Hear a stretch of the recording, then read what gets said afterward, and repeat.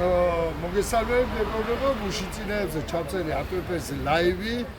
მინდა 1-2 სიტყვით თქვა, რომ აი ქართველი ებრაელებზე და ძალიან ბევრი შეკითხვა წამოვიდა და მინდა ერთი რამ თქვა. აქ არის ნამდვილად ძალიან ბევრი ქართველი ებრაელები, განსაკუთრებით ყველა მეგობრულია აბსოლუტურად და დასაფასებელია იქ, რომ აქ არის თაობა, რომელიც აქ დაიბადა, აქ გაიზარდა, მაგრამ ქართული მაინც იციან, ერთმანეთთან კომუნიკაციას ქართულად აკეთებენ და აი ქართველებისადმი სიყვარული შენახული აქ და შვილიშვილებმაც იციან ქართული.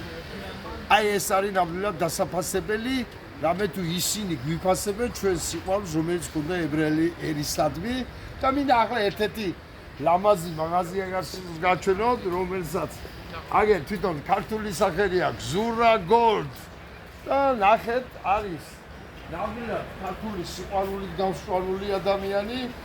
აუცილებლად მოდი ახლოში გადაიგე, მოდი აქ გადაიგე ესენი. აუცილებლად აი არ არსებობსო ქართველი მოვიდეს და რაღაც სიმპათია არ გამოხატოს, ხელშეწყობა არ გამოხატოს და ასე შემდეგ რა. აი ნახეთ ჩვენ აგერ ქართული წარწერა აქვს. გაჩვენეთ ქართული წარწერა ქვევით.